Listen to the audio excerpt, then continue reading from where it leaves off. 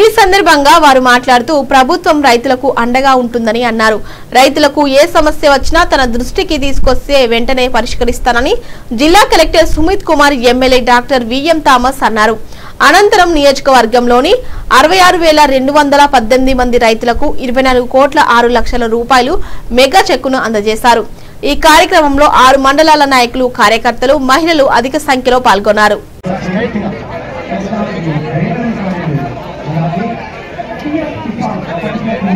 కేంద్ర ప్రభుత్వం 6,000 రూపాయలు పెంచి సంవత్సరానికి 20,000 రూపాయలు ఆర్థిక సాయం అందిస్తున్న మన మంచి ప్రభుత్వం.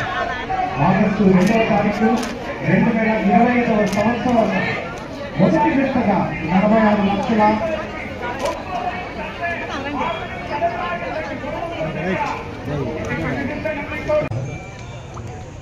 మీకు అందరికీ తెలుసు.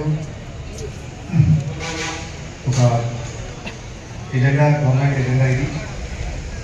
మేనిఫెస్టోలో కూడా రైతుకి కోస్ట్ పెరుగుతుంది, ఇన్పుట్ కోస్ట్ పెరుగుతుంది, ఇన్కమ్స్ తక్కువ ఉంటున్నాయి, ఒక సబ్సిడీ సపోర్ట్ చేయాలి, ఒక భరోసా ఇవ్వడం జరిగింది.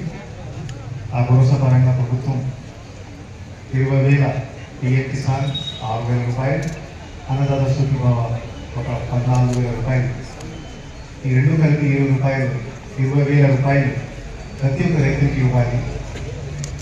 కౌలు రైతులు ఉంటే కూడా కౌలు రైతులు కూడా ఇవ్వాలి. ట్రైబల్ రైతులు ఉంటే కూడా ట్రైబల్ రైతులు కూడా పూర్తిగా ఇవ్వాలి.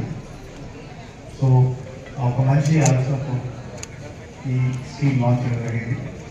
మీ అందరికీ తెలుసు, ఒక 3-4 నెలల ముందు కూడా మొత్తం విడిగా ఒక 7,000 రూపాయలు జిల్లాలో రాష్ట్ర వ్యాప్తంగా రిలీజ్ చేయడం జరిగింది. ఈరోజు సెకండ్ విడత 46 లక్షల ఫార్మర్స్ తీసుకుంది. మొత్తం రాష్ట్రం చూస్తే, చిత్తూరు జిల్లాలో చూస్తే 2,07,000 రైతులు ఉన్నారు. సో ఈరోజు ఈ సెకండ్ విడత కూడా ఇవ్వడం జరుగుతుంది. మామూలుగా ఫైనాన్షియల్ రంగం మాట్లాడితే గతంలో 136 కోట్ల రూపాయల జిల్లాలో సపోర్ట్ ఇవ్వడం జరిగింది. ఈరోజు కూడా 136 కోట్ల రూపాయలు సపోర్ట్ ఇవ్వడం జరుగుతుంది. మరియు వచ్చే ఫిబ్రవరి ఇంకొక 3 నెలల తర్వాత ఇంకొక 100 కోట్ల వరకు సపోర్ట్ ఇవ్వడం జరుగుతుంది. సుమారుగా 350 కోట్ల రూపాయలు డైరెక్ట్గా రైతులకి అకౌంట్లో ఇవ్వడం జరుగుతుంది. ఇది ముఖ్య ఉద్దేశం ఒకటి, ఈ డబ్బులతో రైతులు ఏమైనా ఫర్టిలైజర్స్, మందులు కానీ ఇన్పుట్ కాస్ట్ మరియు లేబర్ కాస్ట్ కొంచెం రైతులకి సాయం ఉంటుంది. ఆ మంచి ఆలోచనతో గవర్నమెంట్ చేస్తుంది. ఇంకా కాకుండా మీకు అందరికీ తెలుసు, అగ్రికల్చర్ రంగంలో కొన్ని సమస్యలు ఉన్నాయి. మార్కెట్ ఒక సమస్య, మరియు కరెక్ట్గా ప్రైస్ రాకపోవడం ఇంకొక సమస్య. మన జిల్లాలో కూడా మామిడి సంబంధించి ఈ సంవత్సరం ఆ సమస్య చూసాము, ఫేస్ చేసాము. చాలామంది రైతులకి కరెక్ట్గా ప్రైస్ రాకపోతే గవర్నమెంట్ ముందుకు వచ్చి వాళ్ళు 4 రూపాయలు మనం ఇస్తాం ప్రతి కేజీకి. గవర్నమెంట్ వాళ్ళు అనౌన్స్మెంట్ చేయడం జరిగింది, మరి డబ్బు కూడా ఇవ్వడం జరిగింది. అస్వాయి, చిత్తూరు, తిరుపతి, అన్నమయ్య ఈ 3 జిల్లాలు చూస్తే 185 కోట్ల రూపాయల వరకు గవర్నమెంట్ రిలీజ్ చేసింది. చిత్తూరు జిల్లాలో కూడా చూస్తే సుమారుగా 150 కోట్ల రూపాయల గవర్నమెంట్ రిలీజ్ చేసింది. అటువంటి సపోర్ట్ ఇక్కడ ఏం జిల్లాలో మిగతా రాష్ట్రం కర్ణాటక చూస్తే, మిగతా రాష్ట్రం తమిళనాడు చూస్తే వాళ్ళు చేయాలి. ఇది ఎందుకు చేసింది గవర్నమెంట్? రైతు నష్టం కొంచెం తగ్గించేయాలి, కరెక్ట్గా ప్రైస్ రాకపోతే రైతు కరెక్ట్ పెట్టుబడి రావాలి. ఆ మంచి దేశంతో ద్వారా అడగలు తీసుకోవడం జరిగింది. ఇంకా కాకుండా మైక్రో ఇరిగేషన్ చూస్తే, డ్రిప్ ఇరిగేషన్ చూస్తే, మరియు మామిడి నుంచి ఇంకా ఏమైనా సపోర్ట్ కావాలి, extension area, cold state, government వాళ్ళు కెపాసిటీ బట్టి చిత్తూరు జిల్లాలో ఒక ప్లాన్ వేలో, స్ట్రక్చర్డ్ వేలో కన్సిడర్ చేస్తుంది. గత సంవత్సరం 20 కోట్లతో మిగతా యాక్టివిటీస్ చేశాము. ఈ సంవత్సరం 25 కోట్ల రూపాయలు ప్రతి ఒక్క కాన్స్టిట్యూన్సీలో ఒక 3 కోట్ల నుంచి 4 కోట్ల రూపాయలు ఖర్చు చేస్తున్నాము. ఎందుకు చేస్తున్నాము? కొద్దిగా మంచి ప్రాక్టీసెస్ వస్తాయి, మైక్రో ఇరిగేషన్ వస్తుంది, కోల్డ్ స్టోరేజ్ వస్తాయి. ఇంకా మన జిల్లా చూస్తే డైరీ సెక్టర్ చాలా ఇంపార్టెంట్. డైరీ సెక్టర్ మీద కూడా రైతులు డిపెండ్ అవుతారు. డైరీ సెక్టర్ కూడా ప్రమోట్ అవ్వాలి, డైరీ సెక్టర్ కూడా ముందుకు వెళ్ళాలి. ఈ డైరీస్ కూడా మన జిల్లాలో ఎక్కువగా రావాలి. మూడు ఫ్యాక్టరీ చిత్తూరులో ఉంది, ఇంకొక 2 ఫ్యాక్టరీస్ జిల్లాలో వస్తున్నాయి, ఇంకొక 2 ఫ్యాక్టరీస్ భూమి కోసం చూస్తున్నాము. సో అటువంటి ఫ్యాక్టరీస్ ఒక 2 సంవత్సరంలో సాధ్యమవుతుంది అని మనం భావిస్తున్నాము. అటువంటి 4-5 ఫ్యాక్టరీస్ వస్తే ఖచ్చితంగా మీకు మిల్క్లో కూడా మంచి ప్రైస్ వస్తుంది. సో ఈ శాఖలో నేను అగ్రికల్చర్ డిపార్ట్మెంట్, హార్టికల్చర్ డిపార్ట్మెంట్ కూడా రిక్వెస్ట్ చేస్తున్నాను. మన నియోజకవర్గం చుట్టూ కూడా మొత్తం కూడా అగ్రికల్చర్ ల్యాండ్సే, హార్టికల్చర్ కానీ, అనిమల్ హస్బెండరీ కానీ, అదేవిధంగా ఇవన్నీ కూడా చుట్టూ మన ప్రజలందరూ కూడా ఇక్కడ మనకు ప్రధానంగా ఉండేది అగ్రికల్చర్. ఇప్పుడు అందరూ కూడా మన అగ్రికల్చర్ పైన ఆధారపడి అక్కడి నుంచి చదువుకొని మనందరూ కూడా పైకి వెళ్ళాం. సో కాబట్టి అలాంటి శాఖను, వ్యవసాయ శాఖని బలోపేతం చేయడానికి మన ముఖ్యమంత్రి గారు దీన్ని చాలా వైబ్రెంట్గా చేయాలి, అందరికీ కూడా మనం ప్రభుత్వం ఎంత చిత్తశుద్ధిగా ఉందని చెప్పేసి తెలియాలి. దానికోసమే ఇది మొత్తం రాష్ట్రం మొత్తం కూడా ఈరోజు ఇచ్చే మనం పిఎం కిసాన్ కానీ, అదేవిధంగా అన్నదాత సుఖీభవ కార్యక్రమం కానీ వైబ్రెంట్గా, విగరస్గా ప్రతి ఒక్కరికి కూడా తెలియాలనే ఒక మంచి ఉద్దేశంతో ఈ ప్రోగ్రాంకి కలెక్టర్ గారిని, అదేవిధంగా ఎమ్మెల్యే, స్థానిక ఎమ్మెల్యేని ప్రతి ప్రోగ్రాంకి వెళ్ళాలని చెప్పేసి మన ముఖ్యమంత్రి గారి ఆదేశాల మేరకు మనం ఇక్కడ వచ్చి ఈ ప్రోగ్రాం జరుపుకుంటున్నాము.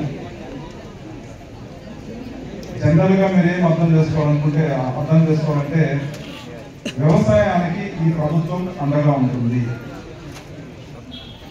ఇచ్చిన పథకాలన్నీ కూడా 100% ఈ ప్రభుత్వం నెరవేరుస్తుంది అనే దానికే మనం ఈరోజు అందరూ కూడా ఒకటిగా చేరాము. మనం సంవత్సరానికి అన్నదాత సుఖీభవ కింద 20,000 ఇస్తామన్నాం. దాన్ని కూడా మనం చిత్తశుద్ధిగా చేస్తున్నాం. మొదటి విడతలో ఆల్రెడీ డబ్బులు ఇచ్చాం. 2వ విడతలు కూడా ఈరోజు అందరికీ కూడా వాళ్ళ అకౌంట్లో డబ్బులు జమ అవుతున్నాయి. అదేవిధంగా చూసారంటే కలెక్టర్ గారి గురించి నేను చెప్పాలి. జనరల్గా కలెక్టర్ ఎట్లుంటారంటే ఏసీ రూమ్లోనే కూర్చుంటాం, ఎవరు కూడా బయటికి రాదు. మీకే తెలుసు 2019-24లో మీరు ఎవరన్నా కలెక్టర్ ఆఫీస్కి పోయినారా? పోయిన దాఖలాలు ఉన్నాయా? కలెక్టర్ ఎలా నల్లగా ఉన్నారు, తెల్లగా ఉన్నారు చూసారండి? ఫస్ట్ ఆఫ్ ఆల్ చూడలేదు. మన కలెక్టర్ గారు అయితే ఎమ్మెల్యే కంటే ఒక స్టెప్ ఎక్కువ ఉన్నారు. మేము పోయేదానికి కానీ ప్రతి ఊరికి వెళ్ళి సమస్యలు తెలుసుకొని ప్రతి ఒక్కటి కూడా జనానికి అందుబాటులో ఉంటూ ఎక్కడ ఏమి జరిగినా కూడా ఇమీడియట్గా ఆన్ ద స్పాట్లో స్పందిస్తాం. దానికి ఒక చిన్న ఉదాహరణ చెప్తాను నేను. మొన్న వర్షం వచ్చింది, ఇళ్ళు అన్నీ కూడా పడిపోయినాయి. ఎందుకంటే చుట్టూలో అన్నీ కూడా మిద్దెళ్ళు, అక్కడ పడిపోవు కదా. అదేవిధంగా తిరుపతిలో కానీ చంద్రగిరి అంతా బాగా సెటిల్ అయిపోయినారు. మన నియోజకవర్గం ఇది అడుగు బలహీన వర్గం. అంటే ఇక్కడ మెజారిటీ కూడా చూసారంటే ఎస్సీ, ఎస్టీ, బీసీలో ఉన్నారు. ఓసీలో పర్సెంటేజ్ చాలా చాలా తక్కువ. అందుకే ఈ నియోజకవర్గాన్ని ఎస్సీ నియోజకవర్గంగా గుర్తించి ఇందులో ఎస్సీ క్యాండిడేట్కి ఎమ్మెల్యేగా ఇస్తున్నారు. ఎందుకంటే ఇది చాలా అండర్ డెవలప్మెంట్ ఉంది, ఇక్కడ ఏం లేవు. సో కాబట్టి దీన్ని మంచిగా డెవలప్ చేయాలనేదే అందరి ముఖ్య ఉద్దేశం. నాకంటే కలెక్టర్ గారు ఎప్పుడు మనం జీడీఎల్ గురించి మాట్లాడినా ఇమీడియట్గా స్పందించి ఆన్ ద స్పాట్లో స్పందిస్తారు. మొన్న సుమారుగా 10 హౌసులు పడిపోయాయి. 10 హౌసులు కలెక్టర్ గారికి ఇస్తే ఇమీడియట్గా ఎంఆర్ఓని పంపించి దాన్ని వెరిఫై చేయించి అందరికి కూడా శాంక్షన్ చేయించారు. 50,000 ఇచ్చారు. ఇలా ఎప్పుడన్నా చూసారండి? మీరు 30 సంవత్సరాలుగా తెలుగుదేశం పార్టీలో ఉన్నారు, లేదంటే పార్టీలో ఉన్నారు. ఈ 40 సంవత్సరాలుగా ఎప్పుడైనా ఎక్కడైనా ఇలా ఒకేసారి ఇల్లు పడిపోతే 8 మందికి 50,000 చెక్కులు ఇచ్చింది ఎక్కడ చూసారా? లేదు. ఎక్కడ నుంచి చూసింది చూసారా? లేదు. సో మన కలెక్టర్ గారు ఎక్కడ ఏమి జరిగినా స్పందించి ఇమీడియట్ గా రెస్పాండ్ అయ్యి ఆన్ ద స్పాట్ లో ఇప్పుడు చెప్పిన ఒక వారం 1 వీక్ లోనే చెక్ వచ్చేసింది. జనాలు చాలా హ్యాపీగా ఉన్నారు. నాకు కూడా చాలా హ్యాపీగా ఉంది. కలెక్టర్ గారు దృష్టికి తీసుకెళ్తే అన్ని పనులు జరుగుతున్నాయి, వేగవంతంగా జరుగుతున్నాయి. ఇది చాలా సంతోషకరమైన విషయం. ఇలాంటి మంచి కలెక్టరు మనకు ఉన్నారు కాబట్టి మీరు అందరూ కూడా కలెక్టర్ గారు ఇంకోటి చెప్తున్నారు. ఏం చెప్తున్నారంటే ఎస్సీ ఎస్టీలకి ఎక్కడ ఇల్లు స్థలం లేదైనా కూడా నాకు రెడీ చేసి ఇవ్వండి. ప్రతి ఒక్కరికి ఇల్లు పట్టాలు ఇచ్చే బాధ్యత మనది, మా గవర్నమెంట్ తీసుకుంటుంది. నాకు వచ్చినప్పుడు చెప్తున్నాను. నేను ఎంఆర్ఓ అని ఇప్పుడే తహసీల్దార్ గారిని ఒకటే కోరుకున్నా, అయ్యా దయచేసి ఎక్కడ డీకేటీ గవర్నమెంట్ స్థలం ఉంటే ఐడెంటిఫై చేయండి. నేను చాలాసార్లు చెప్పేశాను, దయచేసి అక్కడ ఉందని చెప్తే ప్రతి ఎస్సీ కాలనీకి మనం చెప్పి వాళ్ళకి ఇమీడియట్ గా మనం కలెక్టర్ గారి దృష్టికి తీసుకుపోతే అందరికి కూడా 3 సెంట్లు పట్టాలు ఇస్తామని చెప్పి అన్ని చెప్పారు. మొన్న దాంట్లో ఒక భాగంగానే 40 పట్టాలు ఇచ్చారు. దాంతో అంటే ఆగిపోయింది. మీరు అందరూ కూడా కొద్దిగా యాక్టివ్గా దీనంతా చేయించాలని చెప్పి మనం ప్రత్యేకంగా కోరుతున్నాము. కలెక్టర్ గారు ఉండేటప్పుడే మంచి మంచి కార్యక్రమాలు మనం జరిపించుకున్నాం. వచ్చే కలెక్టర్ ఎట్లా ఉంటారో మనకు తెలియదు. కాబట్టి కలెక్టర్ గారు చాలా బ్రహ్మాండంగా యాక్టివ్గా యువకుడు చాలా బ్రహ్మాండంగా ఏది జరిగినా ఇమ్మీడియట్ గా స్పందించి చేస్తున్నారు. ఇది చాలా శుభ పరిణామం. చిత్తూరు జిల్లాకు సుమిత్ కుమార్ గారు రావడం మేము నిజంగానే అదృష్టంగా భావిస్తున్నాము. మేము కూడా ఎంత యువకులం కదా, మేము కూడా ఏదైనా జరిగితే తొందరగా అయిపోవాలనుకుంటాం, దాన్ని ట్రాక్ చేయకూడదు అనుకుంటాం.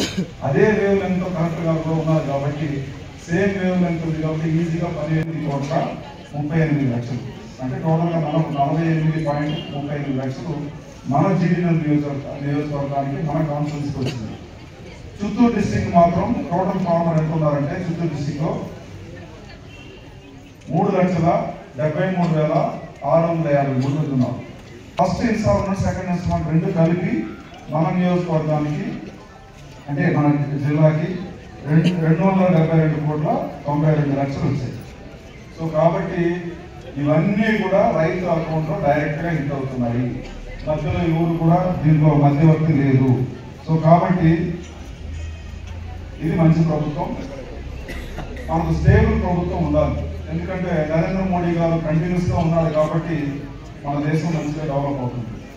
ఇక్కడ కూడా మీరు సారాయి ప్యాకెట్కో బిర్యానీకో వాళ్ళు ఇచ్చే డబ్బులు ఆశపడి చదువు లేని వాళ్ళని ఎమ్మెల్యేగా ఎంచుకుంటే లాస్ట్ టైం ఎలా కష్టపడ్డారు, కేసులు పెట్టించుకున్నారు, మీకు ఏ డెవలప్మెంట్ జరగలేదు, అందరినీ కూడా వెనకదొక్కారు.